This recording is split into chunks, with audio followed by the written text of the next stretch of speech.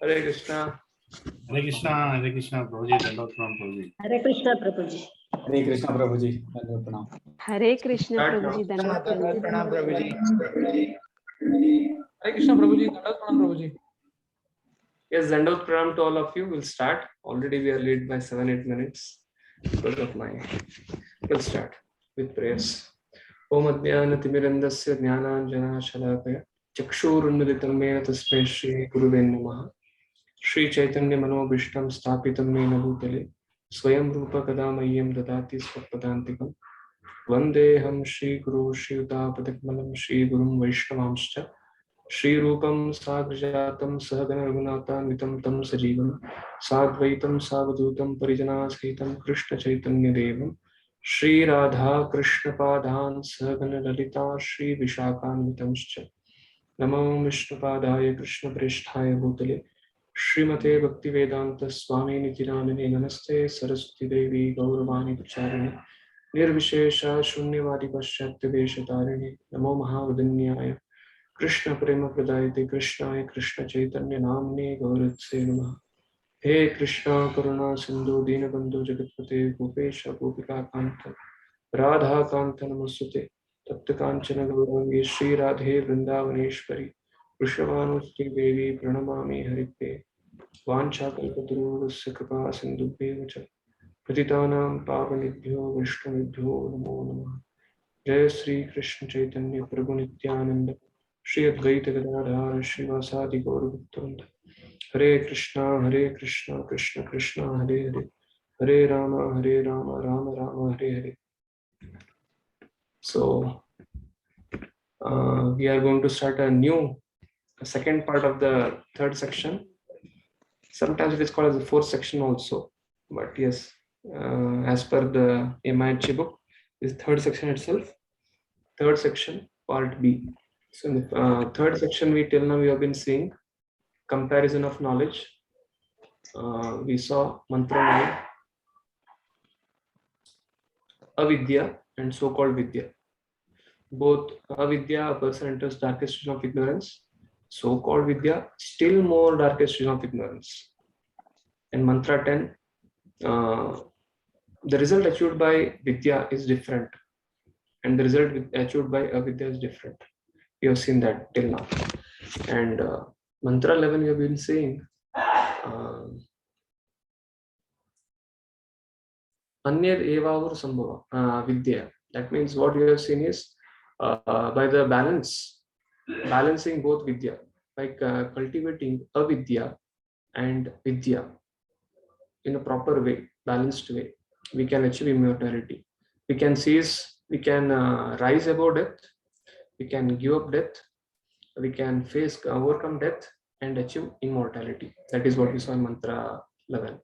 3 mantras we saw: vidya, avidya and so-called vidya, and then different result from vidya and avidya. And by the balance of vidya and avidya, we can transcend death and achieve immortality. In terms of constitution, in terms of format, in terms of analysis, mantra 12, 13, 14 is same like mantra 9, 10, 11. Just to replace, as I was saying last time, control F, wherever vidya is there, you replace it by sambhuti, and wherever avidya is there, you replace it by asambhuti. That is the only difference. So this is the only difference. Otherwise, the format of this Upanishadic mantra is same as the vidya part. Therefore, once you understood the vidya, this one also will be, it becomes very for us to understand. So let's proceed ahead with today's mantra. That is mantra 12. I'll just share the screen. I think you're able to see this one, mantra 12. So if you see carefully, same thing. Annam tama pravishanti ya avidya upasati. Upasati is here, worship, but there it is. Ya avidya. Mantra, what it is there? Same thing. अन्नं तम प्रविशन्ति ये विद्याम उपासते ततो भूय एव ते तमो य उ विद्यायाम रतः. Same thing. Andam tama pravishanti ye asambhutim upasati. The hyphen which is mentioned, it includes asambhutim. And when it comes to, when you want to read the English in Sanskrit, it refers to asambhutim. And tato bhuya ivate tamo. Same. Yau vidyayam rataha, but here it is yau sambhutyam rataha. So called understanding of absolute truth. Okay, so we'll recite this mantra now 3 times, and then 3 of you can recite. Then we'll go with the translation, purport, and we'll analyze this shloka. Hare Krishna. Andam tama pravishanti ya sambhutim upasate tato bhuya ivate tamo yahu sambhutyam rataha. Andam tama pravishanti ye asambhutim upasate tato bhuya ivate tamo yahu sambhutyam rataha. Andam tama pravishanti ya asambhutim upasate tato bhuya ivate tamo yahu sambhutyam rataha. Yes, any 3 devotees can recite. Hare Krishna Prabhu. Yes, Prabhu. Yes, Prabhu, please go ahead. Andham tama pravishanti ye sambhutim upasate tato bhuya ivate tamo yau sambhutyam rataha. Yes, Lalit Mohan Prabhu. Then after that, Shri Vikraj Prabhu. Both of you can. Andam tama pravishanti ye sambhutim upasate tato bhuya ivate tamo ya au sambhutyam rata. Shri Vikraj Prabhu, please. Hare Krishna Prabhuji. Andham tama pravishanti ye asambhutim upasate tato bhuya ivate tamo yau sambhutyam rataha. Yeah, very nice. So, Andam Tama Pravishanti, same sequence. What is understanding? As understanding is very, very simple. Here, like avidya and so-called vidya, asambhutim, Prabhupada writes in the purport as asambhutim. Let's go to the word-to-word meaning, then we'll discuss. Because Prabhupada has given 2 word-to-word meaning then. So synonyms: andam, ignorance; tamaha, darkness; pravishanti, enter into. So enter into darkness. Who? Those who. Asambhutim, demigods. Upasate, worshipper of the demigods. Tata, but even more, darkest stage of ignorance. Who enter? Those who are worshipper of Tataha, then that. Bhuyaha, still more. Eva, like that. Te, those. Tamaha, darkness. Ye, who also. Sambhutyam, in the absolute. Rataha, engaged. So called. Yahu sambhutyam rataha, matlab so called worshipper of absolute truth. Or the so-called worshipper of absolute truth can be called as worshipper of impersonal absolute. That is the proper translation as. So translation: those who are engaged in the worship of demigods enter into the darkest region of ignorance, and still more so do the worshipper of impersonal absolute. So what is a sequel of this mantra? Translation: those who are engaged in the worship of the demigods enter into the darkest region of ignorance, and still more so to the worshippers of the impersonal absolute truth. So, as we have been seeing, Ishopanishad has 4 parts. The first part, from invocation to mantra 3, the living in harmony with God. Mantra second section, the vision of the Mahabhagavat. And we are right down to the 3rd section. What is this section? Comparison of knowledge and comparison of worship. So you have finished the first part, A part, comparison of the knowledge. We are in the B part, comparison of worship. And therefore, Vidya is also Upasate, and we can also worship different forms, impersonal or personality, supreme absolute personality of Godhead. So mantra, this mantra 11 speaks about worship of demigod worship and impersonal absolute, about them, and what both of them, worshipper of demigods, they go to the darkest region of ignorance, but the worshippers of impersonal absolute truth, they go to still more darkest region of ignorance. And Prabhupada speaks about it elaborately in his purport. But before we go further, we'll try to discuss something on demigod worship, or why is it difficult, how Prabhupada approaches his purport. To know what Prabhupada starts with, we should understand this material world is like a coconut.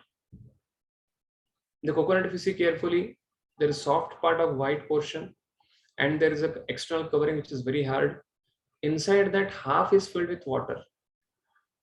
Similarly, if we make Prabhupada compares that this material world to be dark and gives analogy like a coconut.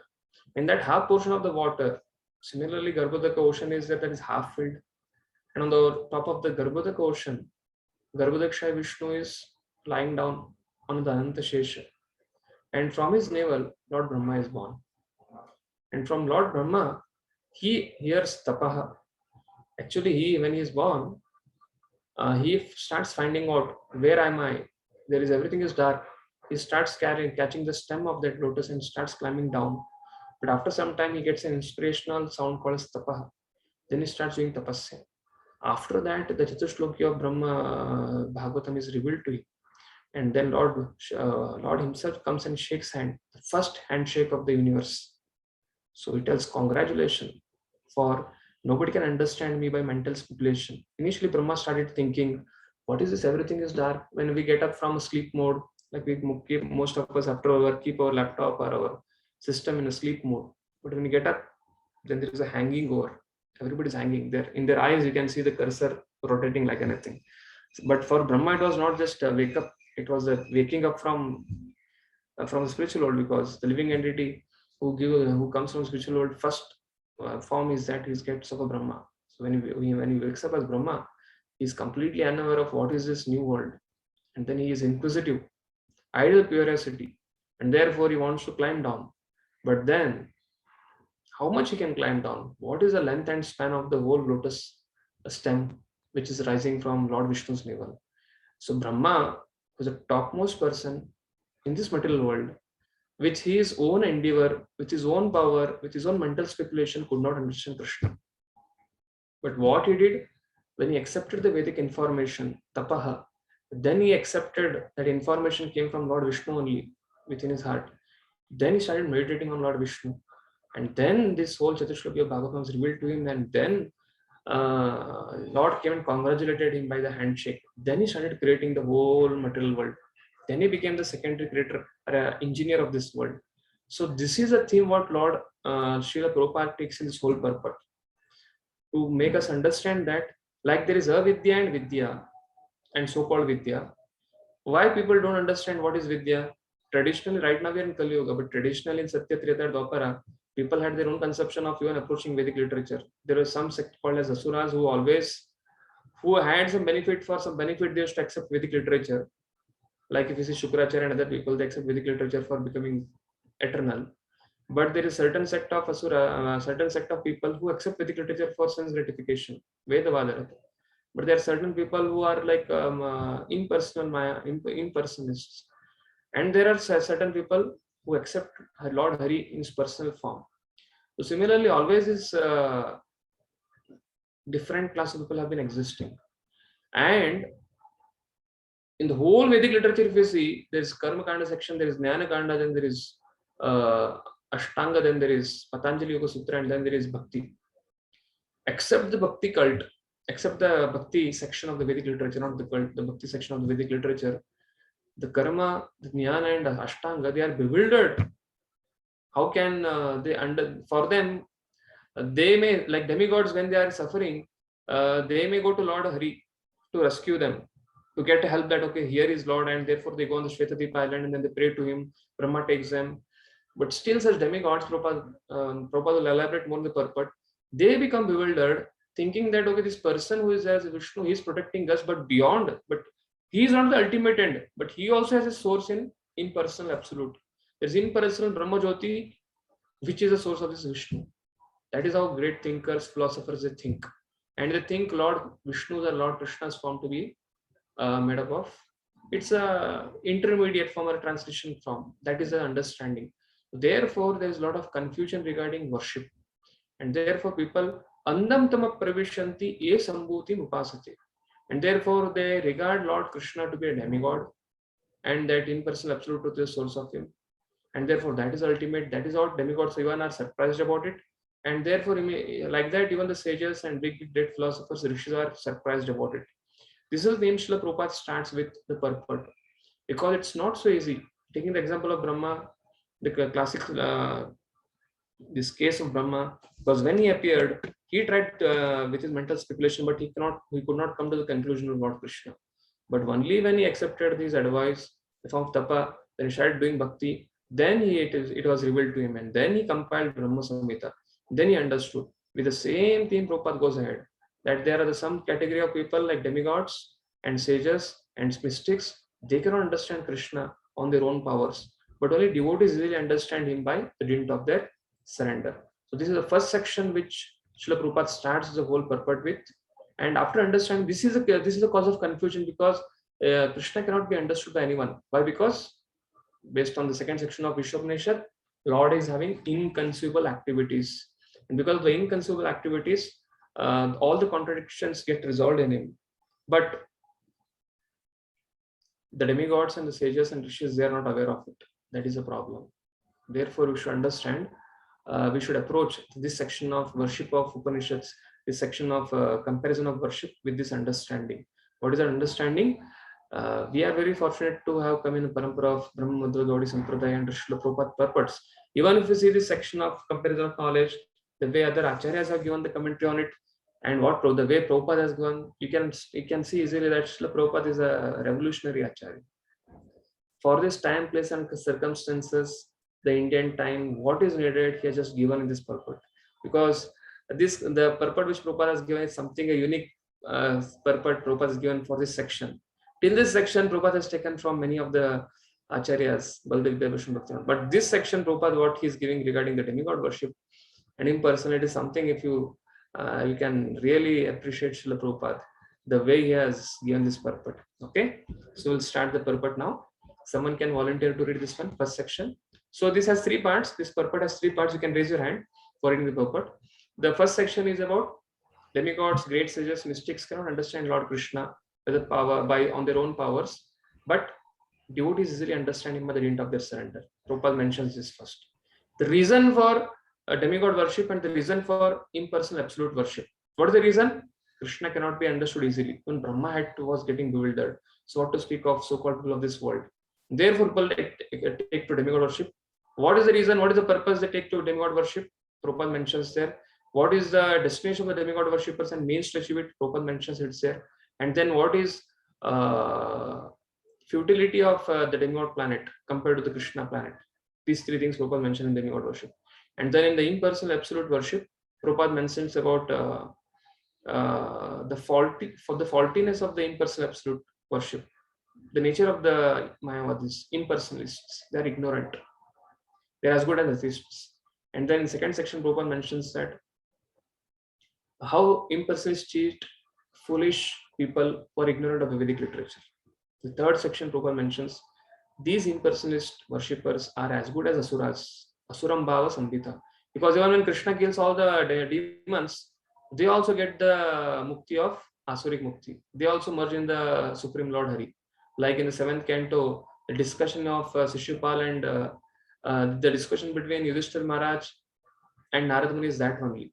The Prahlad section. What is the root cause of Prahlad section in the 7th canto? It starts, Sukadeva Goswami starts the whole discussion with whether Lord is partial or impartial. Why? Then Sukadeva Goswami starts narrating the pastime which took place in Rajasuya Ajna of Yudhishthira Maharaj.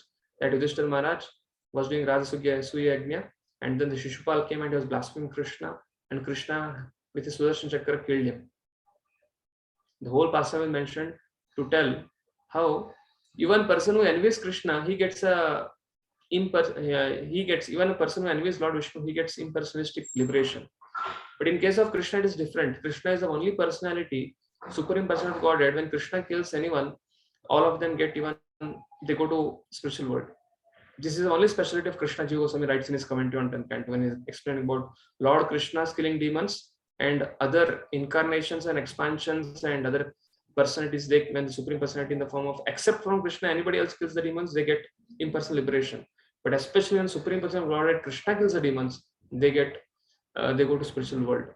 In case of Putana, in case of all the pastimes, if you see a full 10th canto, Krishna's position is something unique. This is one thing, and therefore, even the Mayavadis, even the Asuras, they get the liberation of. But in general, when any other personality apart from Krishna kills, most of the demons, they get impersonal Sayujya Mukti. So therefore, the demons, after getting killed, they get Sayujya Mukti. The same destination is achieved by those who are impersonalists. So therefore, Prabhupada concludes the purport with that these days so-called impersonalists who don't accept Vedic literature, who don't accept acharyas, and they cheat the common public with their so-called mental speculation, they are as good as demons. Quoting Bhagavad Gita 16th chapter, the qualities of the demon. And therefore, Prabhupada equates the impersonalist with Asuram Bhava Samvida. These are like Asuras. And Asuras, what they do? Asuras, after getting killed by Vishnu, they also get impersonal liberation. And even the demons, even the Mayavadis, or even the impersonalists, they also want that.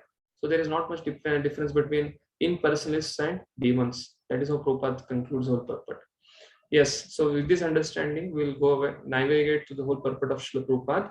Shri Gopal Prabhu, you can start reading this section, the first section. You have 3 sections. First section, it speaks about how demigods, great sages and mystics, they cannot understand Krishna. Yes, Prabhu. Hey Krishna Prabhuji. So demigods, great sages and mystics cannot understand Lord Krishna by their own powers, but devotees easily understand him by dint of their surrender/bhakti. The Sanskrit word asambhuti refers to those who have no independent existence. Sambhuti is the absolute personality of Godhead, who is absolutely independent of everything. In the Bhagavad Gita 10.2, the absolute personality of Godhead, Shri Krishna states, Na me vidu suragana prabhavam na maharshaya aham adir hi devanam maharshinam cha sarvashah. Neither the host of demigods nor the great sages know my origin or opulences, for in every respect I am the source of the demigods and sages. Thus, Krishna is the origin of the powers delegated to demigods, great sages, and mystics. Although they are endowed with great powers, these powers are limited, and thus it is very difficult for them to know how Krishna himself appears by his own internal potency in the form of a man. Hare Krishna. Prabhu, You want me to continue? yes, we can continue. Yeah. Many philosophers and great rishis or mystics try to distinguish the absolute from the relative by their tiny brain power. This can only help them reach the negative conception of the absolute without realizing any positive trace of the absolute. Definition of the absolute by negation is not complete.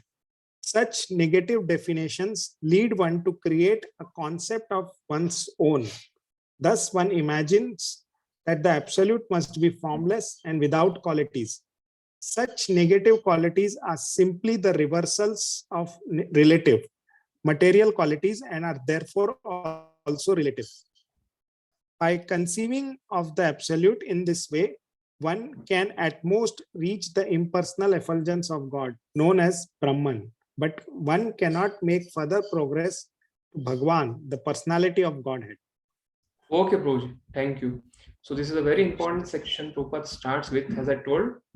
Asambhuti refers to those who don't have independent existence. And Sambhuti which is like supreme person of Godhead. And this is a definition Prabhupada's is a unique definition. Matlab, this is like amazing definition Prabhupada gives for this purport, wonderful purport. And he tells why the sages, demigods, great mystics, they can't understand, because it's like there's a big supermarket or a wholesale market, and from that market, the small shopkeepers, they bring the material for their business. So they can't charge the material less than what they purchased. They will charge that more than that only. So because demigods, great sages and mystics, all their powers is borrowed from Krishna, and these are borrowed films, therefore they can't utilize it to surpass Krishna's Maya. And therefore, because Krishna has set a boundary, he is Maya Dish and we are Maya Vash. And therefore, and the power which we have taken from Krishna is also coming by part of the three modes of material nature. And therefore, to understand Krishna, we have to cross the three modes. And therefore, how we can do that? That we can do that. Maya Dakshina Prakriti Suyate Sachara Hetuna Kauntiya Jagad Viparivartate. Even the demigods, everyone, they understand that Krishna is supreme, is impersonal. But only by Krishna Bhaktyamam Abhijanati. Yavane Chachvi Tattvataha. Only by Bhakti a person can understand that Krishna is supreme person of Godhead, absolute truth. Therefore, by mercy of Prabhupada, we are understanding this.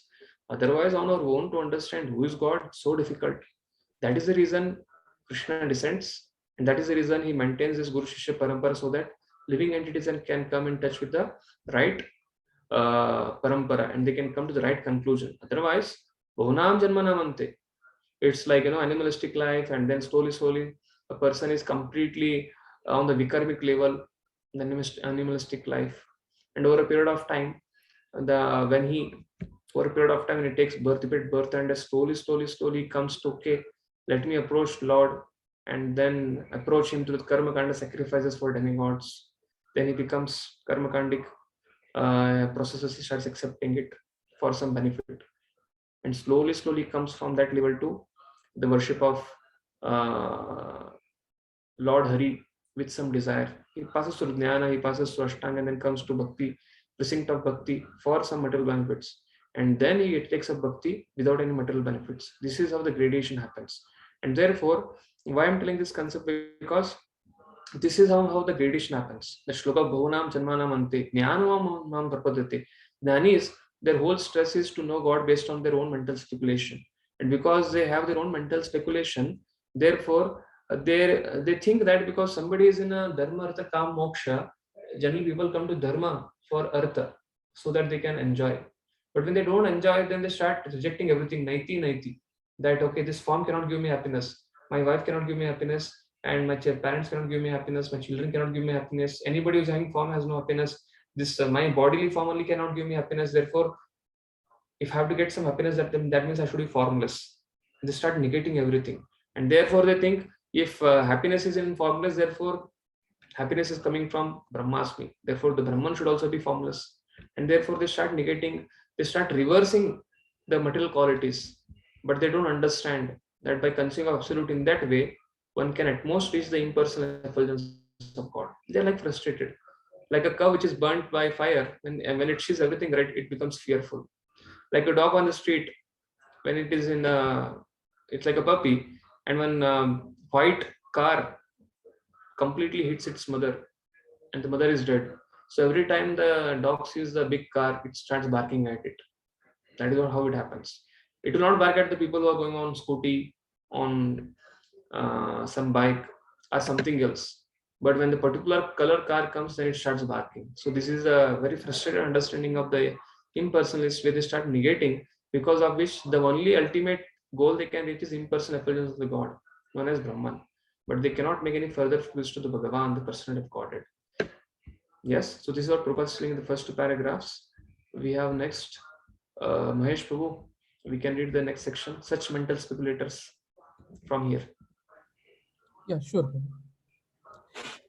Such mental speculators don't know that the absolute personality of Godhead is Krishna, that the impersonal Brahman is the glaring effulgence of his transcendental body, or that the Paramatma, the super soul, is his all-pervading plenary representation. Nor do they know that Krishna has his eternal form with its transcendental qualities of eternal bliss and knowledge, The dependent demigods and great sages imperfectly consider him to be a powerful demigod, and they consider the Brahman effulgence to be the absolute truth. But the devotees of Krishna, by dint of their surrendering unto him in unalloyed devotion, can know that he is the absolute person and that everything emanates from him. Such devotees continuously render loving service unto Krishna, the fountainhead of everything. Okay. So section is very important, that only the mental speculators, they don't understand that Krishna is a person behind. This will come in the 15th mantra of the Ishopanishad. Hiranmayena patrena satyasya pahitam mukam. Satya, this comes there, that kindly remove a golden effulgence so that we can see your form. But therefore, these mental speculators, they only have the dint that okay, it's impersonal Brahman. But behind that, what is there? They're not aware of anything. They are neither aware of the Paramatma feature of the Lord, neither they are aware of the Bhagavan feature of the Lord. And the dependent demigods and great sages imperfectly consider him to be powerful demigod, and they consider the Brahman effulgence to be the absolute truth. So this is their understanding. Therefore, Prabhupada is directly mentioning this in purport, that even the powerful demigods, even the great sages and mystics, everybody thinks that God should be a powerful demigod, and therefore they will approach him for liberation, other things. They will approach him for when demons come and other things. They will approach him and they'll take his help. But they are also not very clear of who's actually God, because okay, काम चल रहा है, चलो कर देते हैं अभी, and they cooperate with the Lord to get it done, at least. But they are not very clear of what is what. This is what Prabhupada is mentioning here. But on the other hand, devotees of Krishna, by the dint of their surrender unto him in unalloyed devotion, can know that he is the absolute person and that everything emanates from him. Such devotees continuously render loving service unto Krishna, the fountainhead of everything. So therefore, this section of Bhagavad Gita which is mentioned here is 10.2, where it is being told about the demigod worship. Demigods, when they approach Krishna, they can't understand Krishna as it is. Therefore, this section from Bhagavad Gita will try to read, and we'll see how Arjuna is concluding in the section in 10.14.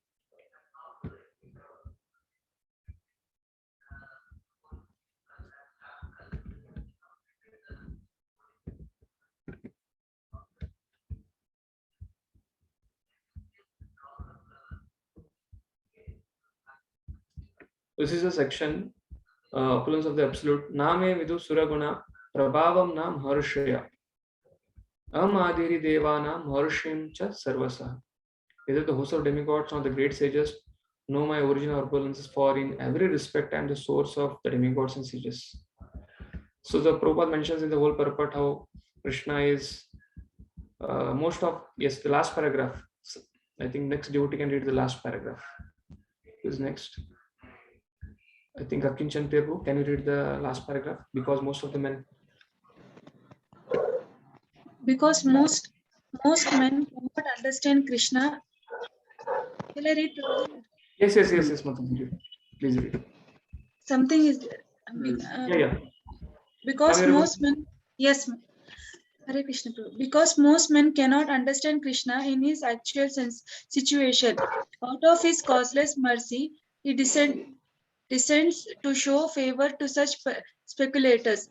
Yet, despite the Supreme Lord and uncommon activities, these speculators, due to contamination in the material energy, still thinking that the impersonal Brahman in the Supreme, only the devotee who are fully surrendered onto the Supreme Lord can understand by the grace of Supreme Personality that he is Krishna.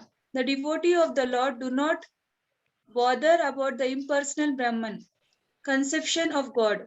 Their faith and devotion bring them to surrender immediately onto the Supreme Lord. And out of the causeless mercy of Krishna, they can understand Krishna. No one else can understand him. So, even great sages agree. What is Atma? What is the Supreme? It is he whom we have to worship. Surrender on to me. Yes, Mataji. Thank you so much. Okay, so this is the thought process of the devotees, because they know Krishna, therefore they can understand him. Next we have Saraswati Mataji. Mataji, can you read the first section as he stated in the Brahma Samhita from here? Hare Krishna Prabhuji, Dandavat Pranam. Yes, Mataji. Just As now we saw stated, because devotees because of surrender, they can easily understand Krishna out of it by his grace. But still Krishna descends to favor the impersonalists, they will not understand it. But how? Why they don't understand it? That is the theme Prabhupada writes here in this purport beginning. Yes, Mataji, please read it. okay, Prabhuji. As stated in the Brahma Samhita, Lord Krishna is the Supreme Lord. No one is greater than him. He is the cause of all causes. Here it is also stated by the Lord personally that he is the cause of all the demigods and sages. Even the demigods and great sages cannot understand Krishna. They can understand neither his name nor his personality. So what is the position of the so-called scholar of this tiny planet? No one can understand why the Supreme God comes to earth as an ordinary human being and executes such wonderful, uncommon activities. One should know then, one should know then that scholarship is not the qualification necessary to understand Krishna. Even the demigods and the great sages have tried to understand Krishna by their mental speculation, and they have failed to do so. In the Srimad Bhagavatam also, it is clearly said that even the great demigods are not able to understand the Supreme Personality of Godhead. They can speculate to the limits of their imperfect senses and can reach the conclusion of impersonalism, of something opposite to what is manifested by the three qualities of material nature, or they can imagine something by mental speculation, but it is not possible to understand Krishna by such foolish speculation. Yes. Hare Krishna. So either because of the three modes of material nature, because of the power which they are getting from Krishna is within the material three modes of material nature. Because they are being given that power to execute the activities of the three modes of nature, that is to maintain law and order in this material world. Therefore, how can the power which they are gaining to maintain three modes of material nature, with that they can understand some personality who is beyond three modes of material nature? No. The last paragraph said that only by internal potency, Ladini Shakti, one can understand Krishna when one surrenders. This is telling why the people of this world, despite being great demigods and scholars and impersonalists, why they cannot understand? Because it is the energy, the energy present in the material world is a power which we are getting in the material world is completely comes under the purview of three modes of material nature. Yes. We have next devotee can read the next paragraph. We have Giriraj Prabhu has raised hand. I think so. Yes, Prabhu. Please read next. Okay. Anuradha Yes, Priya Prabhuji. Mataji, Yes, yes. you are reading, or I should ask someone else? Yeah, please read. Yeah, yeah. Next. Here the Lord, right? Yeah. Hmm. Here the Lord indirectly says that if anyone wants to know the absolute truth, here I am present as the Supreme Personality of Godhead. I am the Supreme. One should know this. Although one cannot understand the inconceivable Lord who is personally present, he nonetheless exists. We can actually understand Krishna, who is eternal, full of bliss and knowledge, simply by studying his words in Bhagavad Gita and Srimad Bhagavatam. The conception of God as some ruling power or as the impersonal Brahman can be reached by persons who are in the inferior energy of the Lord. But the personality of Godhead cannot be conceived unless one is in the transcendental position. So again, Prabhupada is kind of very nicely mentioning here the conception of Lord as some ruling power or as impersonal Brahman can be reached by person who are in inferior energy. What is inferior energy? Three modes, the Maya Shakti. But the person of Godhead cannot be conceived unless one is in the transcendental position. What is this? One has to be situated in a Ladini Shakti. That is, one has to take up the internal potency of the Lord. So Lord is the controller and owner of three energies. That is internal energy, marginal energy, and the external energy. So because of we are situated in the external energy, although we are marginal energy, we have an opportunity given to us by the Lord. Either we can take shelter of the external energy, Maya Shakti, by mental speculation, or we can surrender to Krishna through the internal energy by accepting the Guru Shishya Parampara. And because of the impersonalists, the mental speculators, and all these people, because they think that they're very smart enough. They take shelter of by a mental speculation rather than approaching a spiritual master coming in a bona fide parampara. And because of this reason, they can't understand the Lord. So Srila Prabhupada very nicely writes in this purport of this 10th. But later on, if you see how a devotee accepts Krishna as supreme, let's see what Arjuna has to say about Krishna is saying that, not even the host of demigods, sages, saints, nobody can understand. We also have the source of everything. But again, Arjuna himself is confirming in the 14th text what he's telling. Sarvameta dharatam manye yanmam vadashi keshava nahite bhagavan vyaktim vidur devanadhanavaha. O Krishna, I totally accept as to all that you have told me. Neither the demigods nor the demons, O Lord, can understand your personality. Yes. We have next devotee. They can read. Yes, Mataji. Anuradha Priya Mataji, please read this purport. Yes, Prabhuji, thank you. Arjuna herein confirms the person of faithless and demoniac nature cannot understand Krishna. He is not known even by the demigods, so what to speak of the so-called scholars of this modern world? By the grace of Supreme Lord, Arjuna has understood that the supreme truth is Krishna and that he is a perfect one. One should therefore follow the path of Arjuna. He received the authority of Bhagavad Gita. As described in the 4th chapter, the parampara system of disciplinic succession for the understanding of Bhagavad Gita was lost. And therefore, Krishna re-established that disciplinic succession with Arjuna because he considered Arjuna his intimate friend and a great devotee. Therefore, as stated in our introduction to Gita Upanishad, Bhagavad Gita should be understood in the parampara system. When the parampara system was lost, Arjuna was selected to rejuvenate it. The acceptance of Arjuna of all that Krishna says should be emulated.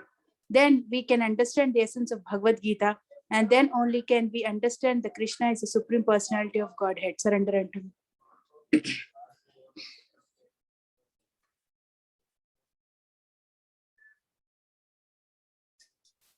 Krishna Prabhuji, you are on mute. Prabhuji, you are on mute. I'm unmuted myself. Thank you. So we are seeing this section of comparison of knowledge, and in this section we are seeing that why it is so difficult, why this section has to be taken of comparison of knowledge. Why? Because comparison of knowledge, Vedas are difficult. Unless and otherwise you don't come to the parampara, we can't accept the Vedic knowledge. Unless and otherwise you don't come in the parampara, we don't accept Vedic knowledge. Then in the Guru Shishya parampara, then it becomes difficult to conceive the Lord. If you see the last purport of the last mantra, Prabhupada mentions that Lord Krishna, out of causeless mercy, appears himself in the Vedic literature. He sends his devotees. He comes himself as incarnation. And therefore, this is the only qualification for the Jivatma to understand Lord. By mental speculation, by our intelligence, by our thought process, we can never approach, we can't even scratch the yes of Supreme Personality of Godhead. So what to speak of understanding?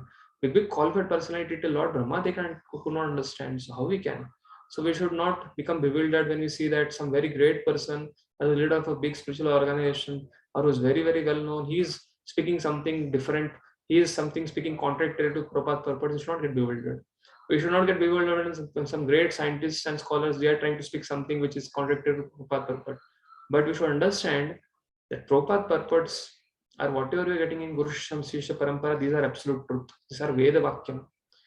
Vedyam Vastu Vastu Shivadam Tapatrayan Moolanam. By following this, we can completely get eradicated from 3 modes of material nature and the threefold misery which arise from the 3 modes of material nature. And with this faith, we should go ahead that yes, when we come to ISKCON and we take to Prabhupada purports, when we come to start reading Prabhupada books, what Prabhupada books speak, what Prabhupada speaks in his purport are like golden statements. They are like a line on a rock. And somebody might be a very great personality, a scholar, a great transcendentalist, or so anyone in the whole material world, they comment something or whenever they speak something which is contradictory to Prabhupada purport, you should understand that yes, it's not Prabhupada purport is contradictory, but those people are contradictory. And therefore, we should accept only Srila Prabhupada's words very, very seriously. And in this way, we can safeguard our faith, which is just growing Shraddha. And when we safeguard Shraddha, then we get Sadhu Sangha, and Sadhu Sangha, then we go to Bhajana Kriya, then Anartha Nivritti happens. This is one of the way of coming out of the Anartha Nivritti, is having solid faith in the spiritual master. the degree we have solid faith, firm faith, yasya deve parabhakti yata deve tata guru, tasyeta katita rata prakashante mahatmanam. The scriptures, a Lord would have given all the scriptures, basic scriptures, and just left. Okay, fine. The Vedas have been created. Just read it and realize. But why then Krishna had to tell Tad Vidhi Pranipatena Pariprashnena Seva Upadikshanti Te Dhyanam Dhyanina Sattvadarshana? No. Scriptures are many. There are lots and lots of scriptures. There's Shruti, there's Smriti, there's Nyaya and everything. But it's so difficult. The spiritual master is like that personality who cuts a jackfruit. He removes the whole outside thorny covering. He applies coconut oil on his hands, and then he removes all the pulp and all the fleshy part which is not meant for eating us, and then he removes a main very tasty pulp, and from that he removes a seed and then cuts it and offers it to Krishna, and then tells, okay, please take this, my purport. This is how Prabhupada has taken the essence from all scriptures, and he has cut the whole jackfruit, and after that he has taken the pulp of jackfruit, and whatever even in that he has given amazing essence of a parampara, and he is offering us. And this is how this is so amazing. And we should not be bewildered when we see people around. And therefore, all questions rises because of this one thing. We see so-called people, good people of this world, and think, okay, how can when Prabhupada is speaking about them like this, how can they should be little good, you know? They can't be in Avidya, or they can't be in so-called Vidya. I think their destination should be not the direction of ignorance. They should have some higher destination. No. When Prabhupada is speaking it in his purport, that is how it is. So with this understanding, we should approach the second part we are coming. What is second part? That, you know, it's not easy for even the demigods, rishis and sages to understand Krishna, and therefore people approach the demigods, and therefore people approach impersonal absolute, unable to understand Krishna. That is second section is worship of demigods. Then why is worship of demigods condemned? Worship of demigods is condemned mainly because, imagine we hear this story of a prodigal son. It comes in Bible, and Prabhupada often quotes in many of the places. Father had two sons. Father means a king, and the elder son was very completely obedient to him. This is when Jesus Christ quotes it to the fisherman, two brothers who are fighting for their property. And Jesus sits with them, and he shares his story of prodigal son to explain them how universal fatherhood leads to universal brotherhood. Then it quotes this example of elder son who's very, very cooperative with the Lord, with his father, who is a king. But the younger brother is very, very rebellious to him. So, because of hearing from all his friends different things, he was completely bewildered, and he goes and argues with his father. And he's completely rebellious, and he goes and takes a portion of the property from his father. And he does that, okay, 50% of my share of this kingdom is mine, therefore I want to enjoy. He takes all property and goes and enjoys with his friends, and that's it. And because money is sweeter than honey, friendship is because real friendship is friend in need is a friend indeed. But till the time we have money, till the time we have resources, many people come. But when we lose everything, when we become daridra, then everybody gives up and goes away. Anugrahana, real mercy is when all the relatives, all the friends, everybody of this world tell you like you're a big fool and you lost everything. But in this case, this younger son, he takes all the property of the father and he goes ahead to enjoy the life. I think this story, many of you might have heard it, but I'm just sharing to bring what is the need of demigod worship, why it is mentioned in the Vedic literature, and why it is condemned in the Upanishads. So, when all the property is misused, they spend it on self-enjoyment. When the treasurer of this younger son gets over, all the friends leave him, and he is completely penniless. And after some time, he approaches a landlord who is nearby, who has a farm of pigs, and he starts maintaining it, and he takes up a job there. In his childhood, he has been born as a king's son, but he has never maintained any pig or any dog or any horse, but because he's unable to eat anything, just to maintain himself. And that landlord who gives him the job of taking care of the pigs, he tells, whatever you should feed all these pigs with this wheat flour, and whatever remains you can eat at the end of the day. That is his, it comes to that level of lifestyle. But after some time, because his father, king, is very eager to meet his son, so somehow from some resources he gets to understand that his son is completely bereft of all the property, and he is working under landlord with his eating only a remnant of wheat flour from there. Then he sends his minister. And he sends his minister. So minister somehow tells him, okay, you are a very young, intelligent man, and he takes him, okay, why you're working here? You can come and work in this respectable firm. And he gives him a decent job where he gives him quarters and where he gives him maintenance and everything, allowance and everything. And then, but the king has employed the minister to take care of his son, but the son is not aware of it. That minister is sent by the king only, and therefore the king, my father has a plan so that he can. He's giving an opportunity to. He is just concerned with my well-being. But that moment when the son gets to know that this minister has been sent by the king, and my father is more eager to meet me, then immediately the son becomes, because he has rejected the father, he has kicked the father, and has taken the property, has fought with him. The emotions are completely very, very disturbing. Now, how can he? It's an embarrassing situation for a son who has fought with his father. How he can go back and approach his father and ask forgiveness? It's very embarrassing, and therefore, but indirectly, father, this king who is very, very sensitive, he sends his minister to take care of his son's well-being. But the moment son gets to know that this minister has been sent by his father only, that is the day he starts crying tear and starts approaching his father, and he catches his feet and asks forgiveness. This is a story which comes in Jesus Christ quotes this in Bible to stop two brothers from fighting for the property. Same thing. Why the Shastra speak of demigod worship? Prabhupada speaks in this purport, in the next purport. In this purport, only the last section. There are some people who are gross sense gratifiers. They are like vikarmis. They are like on an animalistic platform. For people who are on the animalistic platform, who are outside the Vedic umbrella, for them what is told, at least they accept some authority. In order not to, they should not reject God or the Vedic literature or some authority. And in order that they can advance, there are different dharmas. So there are Abrahamic dharma, there is Sanatan dharma. So in Abrahamic dharma also, if you see Christianity, you see Islam and everything, people at least rather than remaining aborigines and not accepting anything, they come under some umbrella so that there is acceptance of some authority.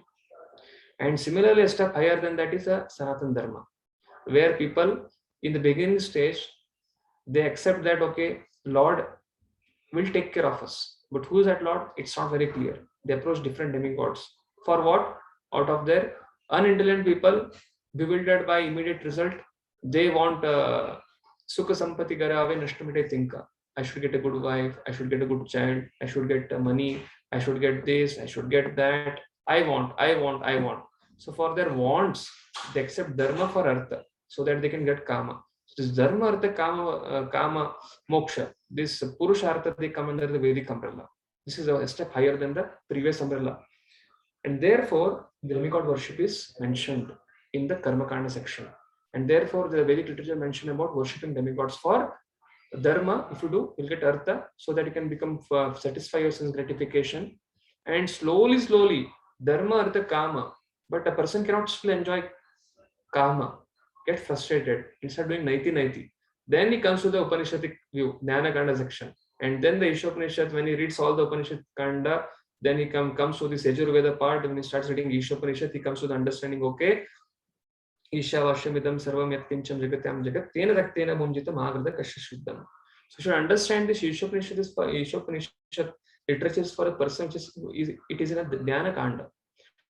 And it is for the person who has already graduated to the Karma Kanda section, who has done the sense gratification, but who's trying to know what is God, what is liberation. But the person is frustrated with enjoyment, it is for him. And therefore, to encourage such a person, Ishopanishad very, very clearly tells those who worship the demigods, they go to the darkest region of ignorance. And those who worship so-called impersonal worship, they also go to still more darkest region of ignorance. Therefore, this is referring to Shloka Mantra 12 is referring to those people who left their home, who left their sense gratification, who are on the way to God, but who get bewildered by demigod worship, or they get bewildered by impersonal worship, but they don't reach the goal of absolute truth as a person. So therefore, this mantra speaks, and therefore it is mentioned here: impersonal demigod worshippers, they go to darkest region of ignorance, And those who worship impersonalists, they also go to the even more darkest region of ignorance.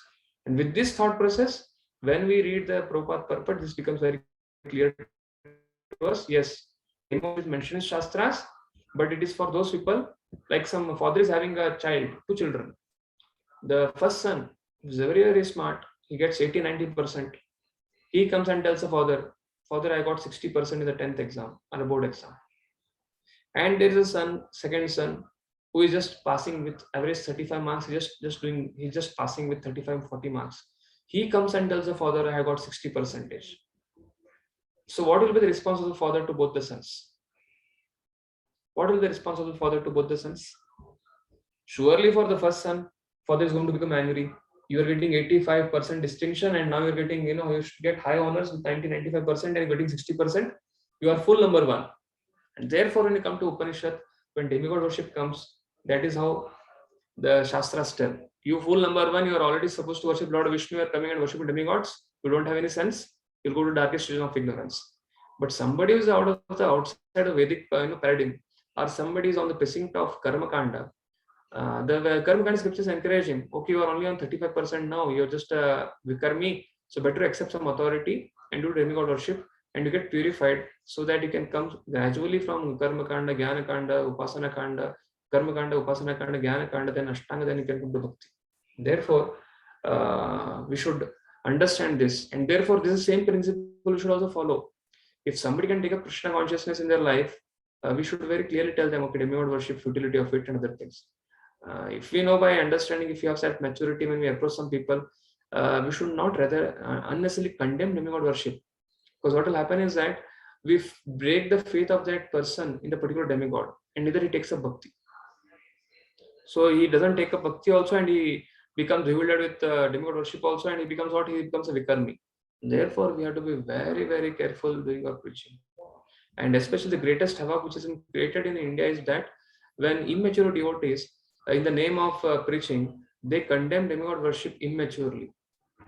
And that is how people become averse. Therefore, we have to be very mature with this understanding, and we have to give them the right tattva. Rather than killing that spirit of Shraddha, we should try to fan that Shraddha. See the little spark and fan it. That is how we have to be seen. So let's go to the second section of demigod worship now, which is coming in the section. And therefore, after reading this Vishnu, don't get fired up. Worship of demigods, they go to darkest region of ignorance. No, don't disturb them. Give them prasad, give them holy name, give them your love and care, and slowly they should come and ask, why is that we don't see any demigod photo in your home?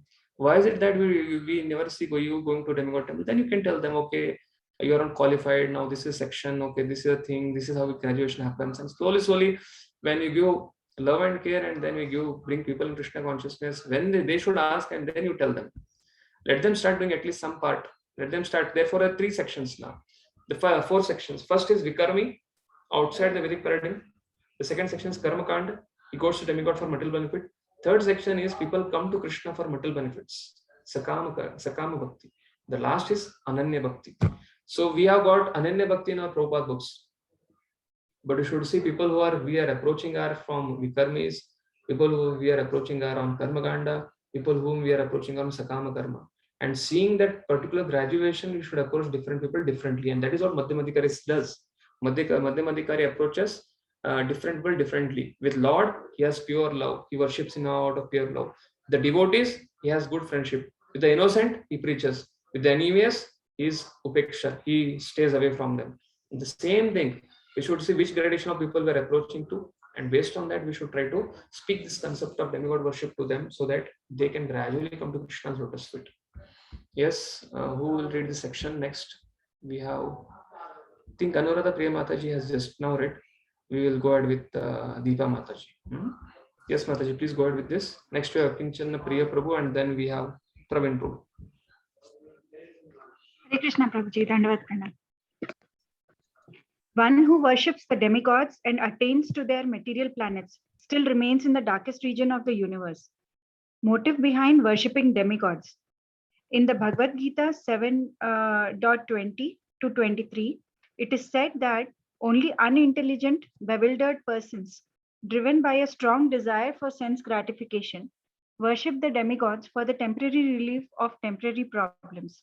Since the living being is materially entangled, he has to be relieved from material bondage entirely to attain permanent relief on the spiritual plane, where eternal bliss, life, and knowledge exist. Sri Ishopanishad therefore instructs that we should not seek temporary relief of our difficulties by worshipping the dependent demigods who can bestow only temporary benefit. Rather, we must worship the absolute personality of Godhead Krishna, who is all attractive and who can bestow upon us complete freedom from material bondage by taking us back home, back to Godhead. Hare Krishna.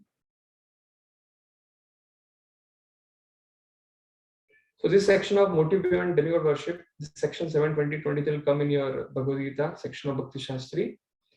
In the 7 chapters, if you see carefully, Krishna tells that, okay, you hear, just hear, touch Shunu. Then while here telling all these things, how different people conceive different Lord. Lord is not so easily, he's inconceivable. So then while explaining that, it's not so easy to understand him without hearing from him. Therefore, they should come in parampara, then they can understand. And those who don't come in parampara, why they don't understand him? Then he speaks about demigod worship. Then he speaks about impersonalists. For demigod worship, the Lord Krishna says, Alpa Buddha, Alpa Medasa. He tells him Alpa Medasa. They are little unintelligent or less intelligent. Here Prabhupada is saying unintelligent. But Krishna speaks in the Bhagavad Gita there as Alpa Medasa, little intelligence. But for impersonalists, he says Abuddhaya, no intelligence at all. So therefore, demigod worshippers are better than impersonalist worshippers. This section, in that section also 7th chapter, 1st to 20-25 verse, that whole section of chapter 7 chapter, we can understand that demigod worship is at least under the Vedic paradigm. But the so-called impersonal worshippers, who right now who are manufacturing their own way of worship, in Mayavadi philosophy, it's completely outside the Vedic paradigm. Some is present, but right now the way trend it is going on, the so-called Mayavadis, it's not in the Vedic paradigm. Therefore, let's go. So it's a motive. Also, they are strong desire for sense gratification, and they want temporary relief of temporary problems. But they don't understand that problem is not. They want to stay here and solve the problem, but they should understand that we are searching for the right thing in the wrong place. We are searching for happiness in the place where there is no happiness. It is Dukkhalayam and Ashashvatam. Therefore, the only way they can become free is by worshipping Krishna. That is the first paragraph which Prabhupada writes here. And then what he tells, Prabhupada tells, this they are not aware, but they, by worshipping the demigods, the destination is something else. Yes, some next devotee can read this. Yeah, Hare Krishna. 2 different ways of reaching demigods, planets, and nature of such planets. It is stated in the Bhagavad Gita 7.23 that the worshippers of the demigods can go to the planets of the demigods. The moon worshippers can go to the moon, the sun worshippers to the sun, etc. Modern scientists are now venturing to the moon with the help of rockets, but this is not really a new attempt. With their advanced consciousness, human beings are naturally inclined to travel into outer space and to reach other planets, either by spaceships, mystic powers, or demigod worships. In the Vedic scriptures, it is said that one can reach other planets by any one of these 3 ways. But the most common way is to worship the demigods presiding over the particular planet. In this way, one can reach the moon planet, the sun planet, and even Brahmaloka, the topmost planet in the universe. However, all planets in the material universe are temporary residences. The only permanent planets are the Vaikuntha Lokas. These are found in the spiritual sky where the personality of Godhead himself predominates.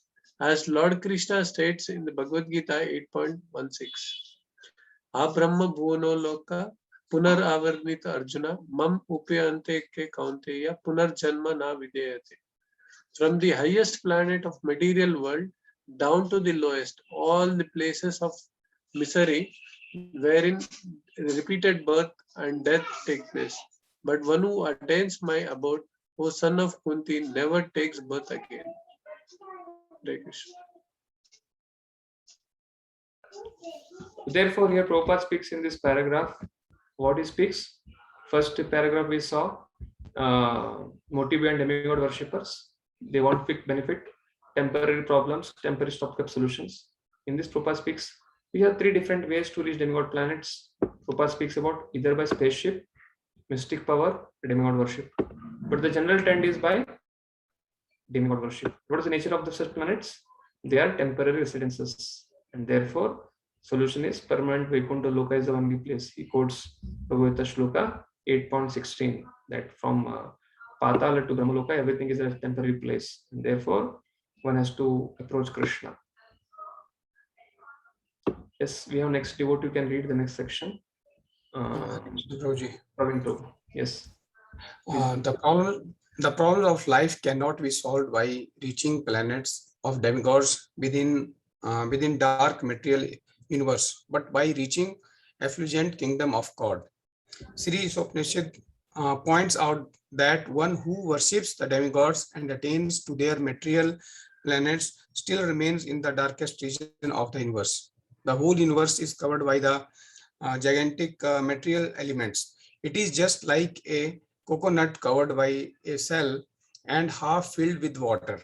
Since its covering is airtight, the darkness within is dense, and therefore the sun and the moon are required for illumination.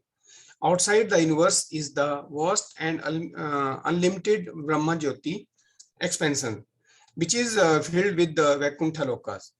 The biggest and highest planet in the Brahm Jyoti is Krishna Loka or Golka Vrindavan, where the Supreme Personality of Godhead Sri Krishna himself resides. Lord Sri Krishna never leaves Krishna Loka. Although he dwells there with his eternal associates, he is omnipresent throughout the complete material and spiritual cosmic manifestations. This fact has already been explained in Mantra 4. The Lord is present everywhere, just like the sun, yet he is situated in one place, just as the sun is situated in its own undulating orbit. Yes. The problem. Yes, please continue. The problem of life cannot be solved simply by going to the moon, planet, or to some other planets above or below it. Therefore, Sri Isopnishad advises us not to bother with any destinations within this dark material universe, but to try to get out of it and reach the effulgent kingdom of God. Hare Krishna. Yes. So therefore, the problem is we have accepted this material body and we are having this sense gratification desires. We have separate program of enjoying separately from God. Like that son was rejected his father and he has to enjoy with his friends, he has left his father. But only when slowly step by step he understands that how much my father loves me, then he can go and unite with his father. Similarly, through the medium of Karma Kanda, Jnana Kanda, and then Ashtanga, when one comes to the door of Bhakti, then by accepting Bhakti and by doing Ananya Bhakti, one can go back to Godhead, but not by any other process. But other processes are like the yoga ladder, are like a different sections on the progress of the Jivatma. And not all Jivatmas are at that position where they can immediately.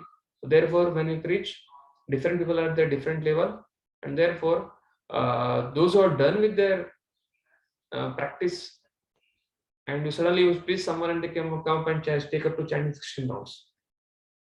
That means they have already done gradually, and their little bit is filled, little bit is remaining that gets filled up. But those who are not done, slowly the Shraddha will get builds up. But those who are almost done, like who can come to the process of Bhakti, who have come to the level of Ananya Bhakti, who accept Krishna, for them demigod worship is not encouraged. But for those who are not for them, it's mentioned in the Karma Kanda section of the Vedic literature. So next we are going to the last part of this purport. Worshippers of impersonal absolute enter into still more darkest region of ignorance. Yes, we have devotees who can read. Shilpa Mataji, please read this section. Pranam Prabhuji. Worshippers of impersonal absolute enter into still more darkest regions of ignorance.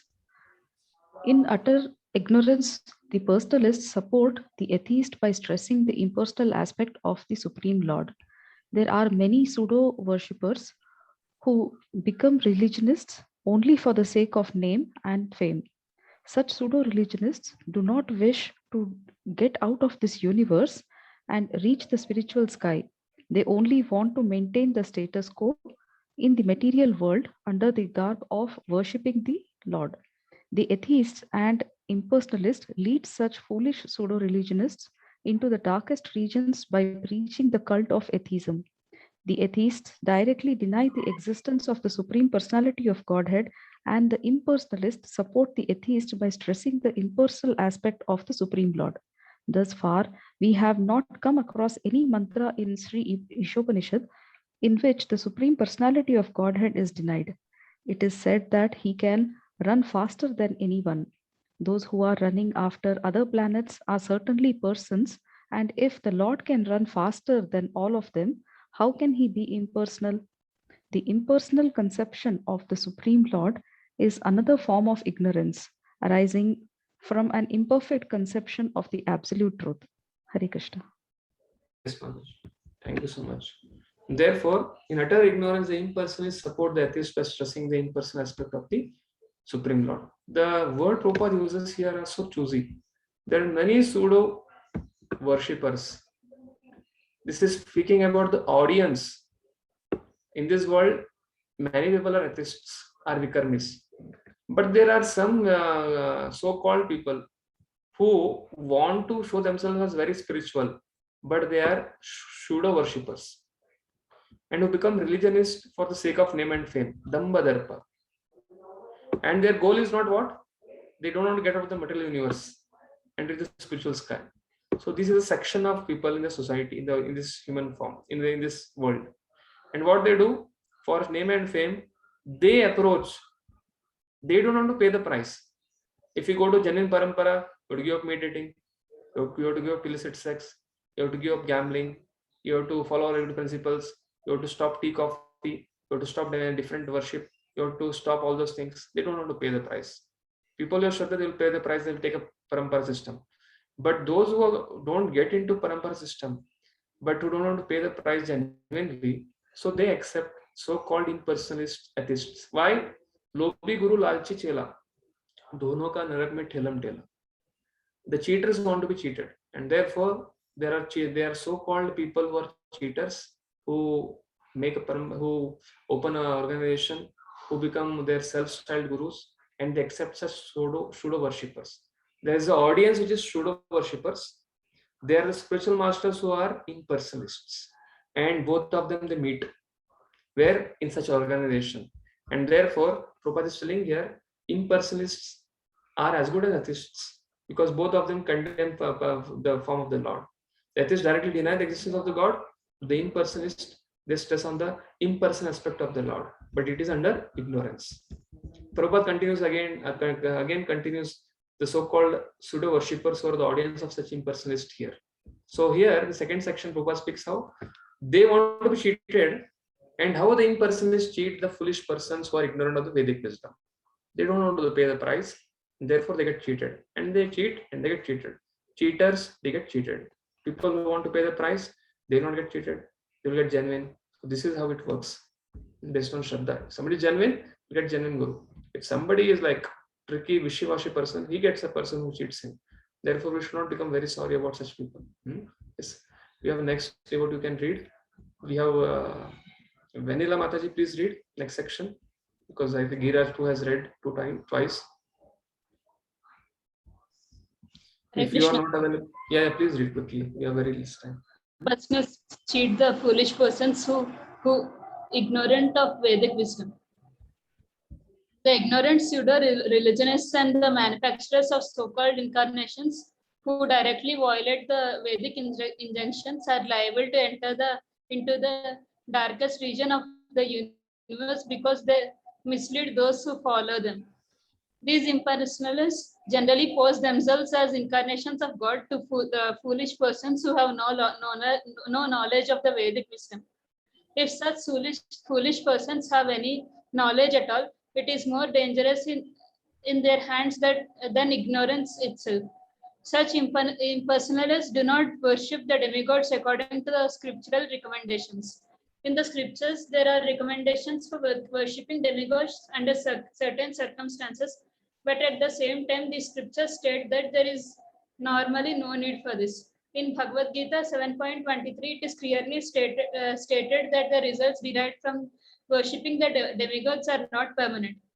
Since the entire material universe is impermanent, whatever is achieved within the darkness of material existence is also impermanent. The question is how to obtain real and permanent life. Okay, Mataji. So what is being told here is, in the first part, Prabhupada, in this, all the things which are highlighted in blue, it speaks about the impersonalist and their pseudo-religious followers. How the impersonalist, they cheat the pseudo-religionist and they also accept it. They directly violate the Vedic injunction. And the pseudo-religious, they don't want Vedic injunction because they want to be happy. They want just a fancy dress competition of their spiritualist. That's it. And therefore, what they do, they directly reject Vedic injunction. And impersonalists pose themselves as incarnation of God. Okay, till the time you allow me to do anything, whatever you are, I'll tell you God also, I'll tell you your mother Bhagwan, your father Bhagwan, whatever it is. And systematically, the demigod impersonalists, they don't even worship the demigods according to scriptural injunction. That means they don't even follow the Karma Kanda Shastras properly. They just keep all the different demigods at one place called as Panchupasana and they start worshipping. There is no mention of that, such kind of thing in the scripture at all. But that is the whole thing. And but Prabhupada is mentioning here because Prabhupada is very amazing writer, author, presenter, preacher. He wants to tell the faults of impersonalists. He tells that they don't even worship the demigods. But somebody may read this purport and conclude, okay, that means Prabhupada is showing that we should worship demigods. Then again, Prabhupada says, no. In scripture, there is recommendation for some people who are less than average and for them. But it is clearly stated that are not permanent. And therefore, it is not, there is normally no need for this.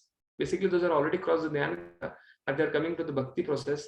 Krishna worship or Vishnu worship, there is no need of this. Like some people approached Prabhupada and told, you are told in Nectar of Devotion that we can worship Ganesha. Prabhupada told, if you can give me this much dollars, you can worship him. Then I told it's a very costly affair worshipping demigod. So Prabhupada wanted to make it very clear. And therefore here Prabhupada is immediately correcting here. After telling demigod worship is recommended, but not for all. And it's not permanent, it's impermanent. Yes, next devotee can read the next section. The Lord states. The blue section is that part where the way demigods are cheating, so impersonalists are cheating the general public, are pseudo-religionists. Yes, Subhara Prabhu, can you read? Hare Krishna Prabhu. The Lord states. The Lord states that as soon as one reaches him by devotional service, which is the one and only way to approach the personality of Godhead, one attains complete freedom from the bondage of birth and death. In other words, the path of salvation from the material clutches fully depends on the principles of knowledge and detachment gained from service of the Lord. The pseudo-religionists have neither knowledge nor detachment from the material affairs. For most of them want to live in the golden shackles of material bondage under the shadow of philanthropic activities disguised as religious principles.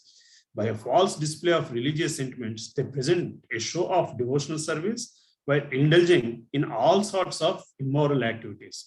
In this way, they pass as spiritual masters and devotees of God. Such violators of religious principles have no respect for authoritative acharyas. The holy teachers in the holy teachers in the strict disciplic succession, they ignore the Vedic injunction Acharya Upasana. One must worship the Acharya.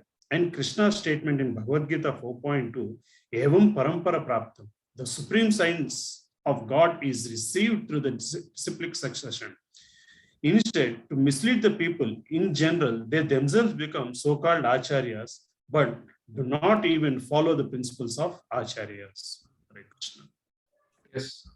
Therefore, what all things they do? They reject the Vedic literature. They oppose themselves incarnation. They don't accept scriptural recommendation to worship demigod also.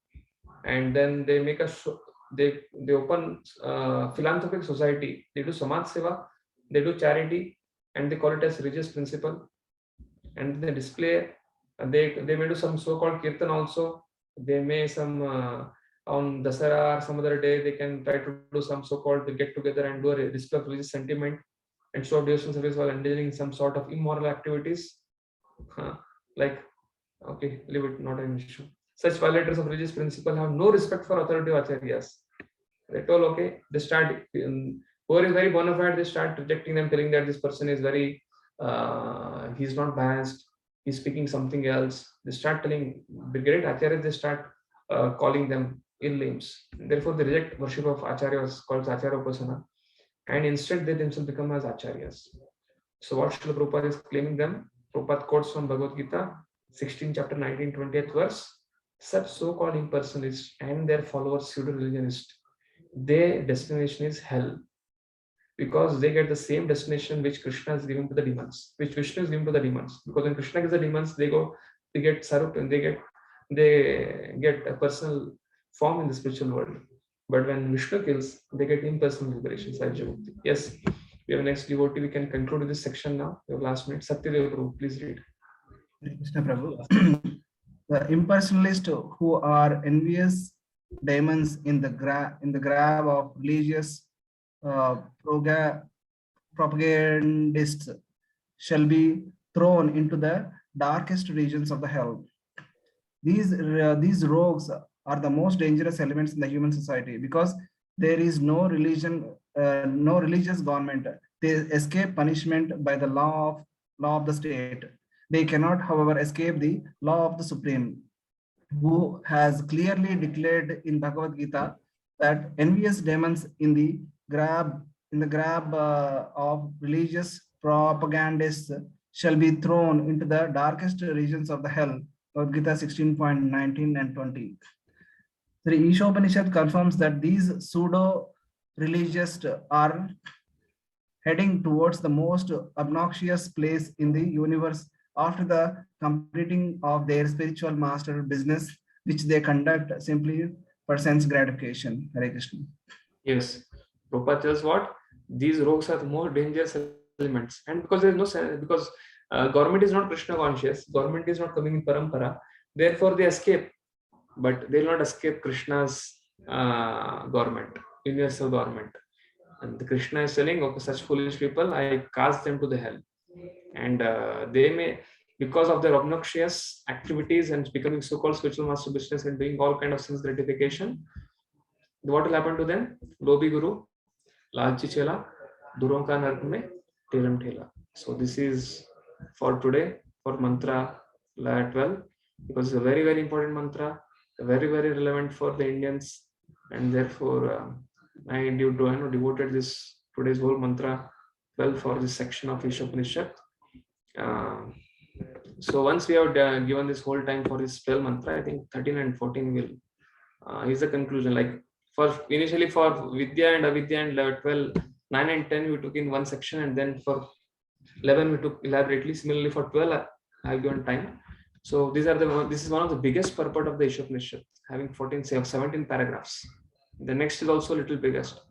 So let's see. We will continue on Friday with the next section, that is mantra 13. And it's the same thing, like, one destination is achieved by those who worship Sambhuti. There is another destination for those who worship Asambhuti.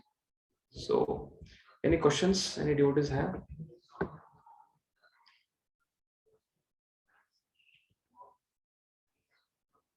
If you have no questions, then we can conclude. So we'll again. Prabhuji, Hare Krishna. Prabhuji, I just had a question.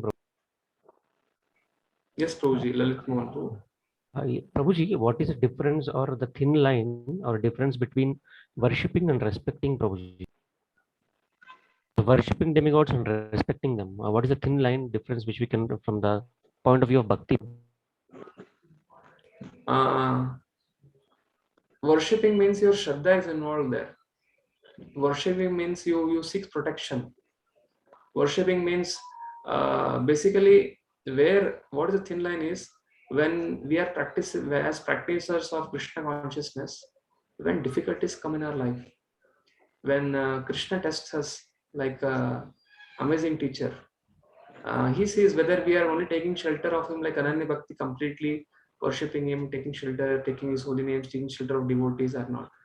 In that moment, we may think, we should not get a doubt, okay, I had so and so, I was doing this before, or I had so-called Kul Devta, or I had so-called Gram Devta, and this and that happened, and because of this, these difficulties are coming and all those things. And then, because all the relatives who are not Krishna consciousness, they are telling and all those things, and you take up to all those processes. But on the other hand, when you see in the scriptures, when gopis are approaching Katyani Devi, when different worshippers like Narsingh Mehta used to worship Lord Shiva, but he was worshipping Shiva, but he was worshipping Shiva. When Shiva appeared in front of him, he asked, what is the best thing which is very dearmost to you? And Shiva hands him over the Bal Gopal deity. And therefore, there's a difference, the motive is a difference. Thing is, mainly when difficulties come in our life and crises come in our life, our attachment to Krishna's lotus feet, our attachment to Prabhupada's process should be very firm. At the same time, we can respect them, we can go to their temple, we can pray for them. The prayer should be only involving for Krishna Bhakti, to grow in Krishna Bhakti, and nothing else. Okay? And to advance in Krishna Bhakti, any other thing is there, favorable component is there, we can pray for that. But nothing short than that. That is the only thing which we can ask from the demigods. Okay? As mentioned in scripture. There's one chat which has come. Does worshipping is same as surrender? That whole theme is that only bhavana.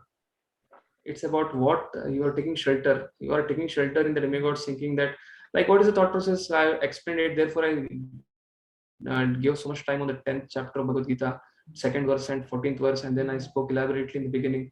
What demigods, rishis, and all the philosophers, they think Krishna is some person who they approach him for getting rid of the difficulties, but behind him also there is some impersonal absolute, and therefore he is supreme. So that is not a thing. So does worshipping the same as surrender? No. Worshipping, yes. When you worship demigods, what is your mood? What is the motive? Motive is different. The consciousness is different. When gopis and different devotees are worshipping different demigods, like Bharat Maharaj is worshipping 5th canto, different demigods. He is doing that yajnas to set an example for the citizens, as thinking them as different limbs of Lord Vishnu. The whole Varnashrama paradigm, if you see, the kings have been worshipping everyone as a limbs of Vishnu, but not independently. Therefore, but in the present age of Kali Yuga, there is not even authenticated demigod worship remaining. Like Prabhupada is telling here, even the so-called pseudo-religionists, they don't even accept demigods according to the scriptures. They have their own policy of how to approach them. Fine. So with this, we'll end now. If you don't have any questions. Hare Krishna. Hare Krishna Prabhuji. Hare Krishna Prabhuji. One question. The Yes, creation Mataji. of demigod has created some confusion in the people. Don't you think so, sir? Don't you think, Prabhuji? The same thing I explained People to can Mataji. understand that. Huh? Yeah. It's That's not why- like that. Yeah, it's not like that. Like if there is a degree college where the university is granting some science, commerce, arts, music, different grades. But to come to that degree level, one has to learn alphabets A, B, C, D.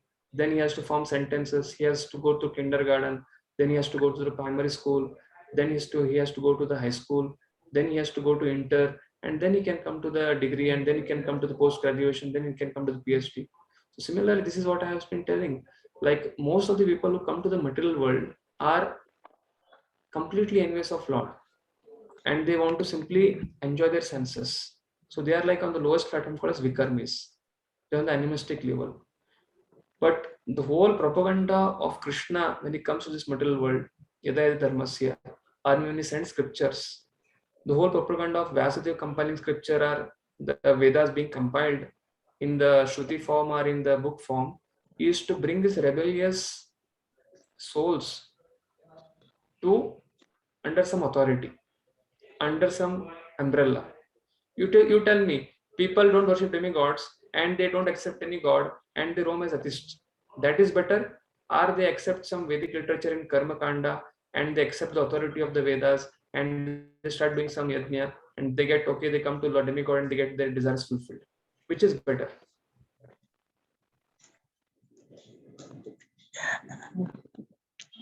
We should know something about God, no? Even we should accept authority.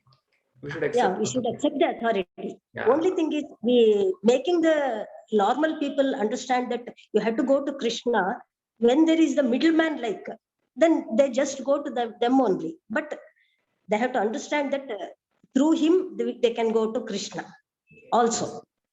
Mataji, were you not worshipping demigod in the initial days of your life? Yeah. When Because when you started worshipping Krishna? No, we what in one pravachan I heard is we can worship demigod, not that he is the supreme, but he is very near to Krishna, so that he takes our prayers and recommends with Krishna that please provide this one to that. Yes, so same thing we discussed in the last question, that we can approach demigods for Krishna Bhakti. That's fine. For Krishna Bhakti. Yeah. But your question was, the demigod worship has created such confusion in society. Yeah, it is confused, sir. Because even now, so many people they cannot they won't worship Krishna. They say Shiva is the main. Like that, even if it so that is a confusion. That's what I believe. I feel. Yes. Yeah, this is a confusion. If you see from our point of view, if you tell a LKG person that what is vector calculus, he'll be confused. Yeah. So similarly, they have to do their homework, and therefore what we should do is we should not get confused by them. We should understand that they are yet to do their homework. We can call them, bring a Mahaprasad from Madan Mohan temple, and we can hand over them feed front. We can feed them prasad with tulsi. Like the Kumaras who are impersonalists, when they went to Vaikunta, and the tulsi fragrance, when they went Tasya Arvindasya Nayanasya Pada Aravinda Kinjal Kamishra Makarandayu Sangshobitam Aksharusham Apichitta Tanvu. When the tulsi fragrance entered into their nose, they become qualified from impersonalists to pure devotees. So we don't have to philosophically debate with them, but you do the undercurrent, under table preaching. You feed them prasad without their consciousness, let them eat prasad, get purified, and let them care, give them love and care. And slowly, you don't touch this aspect of this thing. Slowly bring them.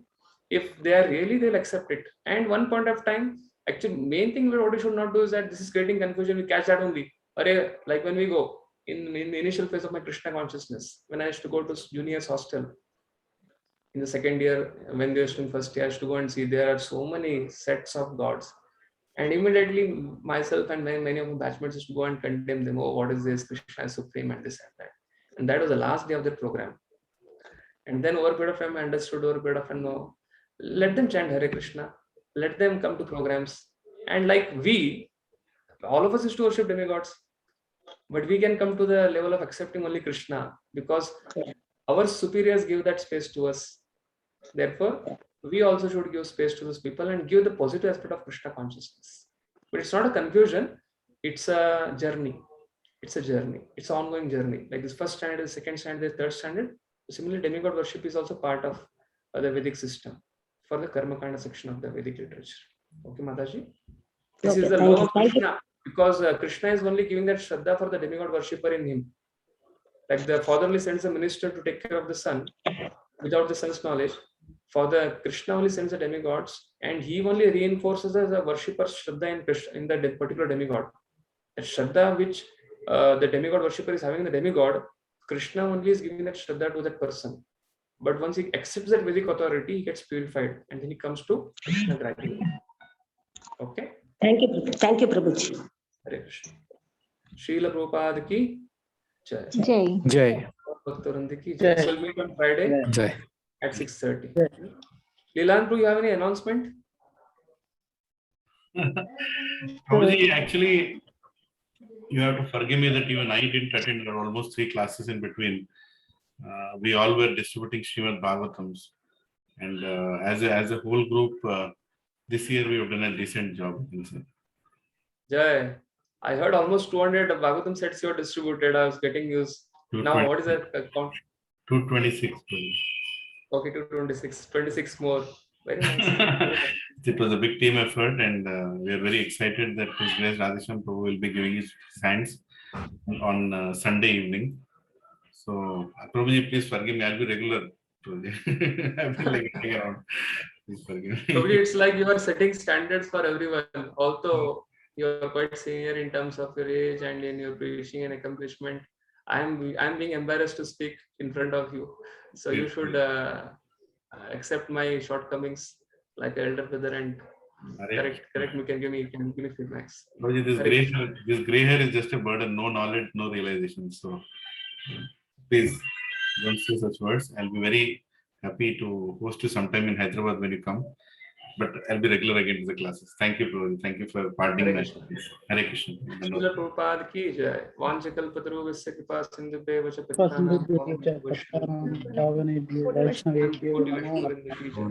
Srila Prabhupada ki jai.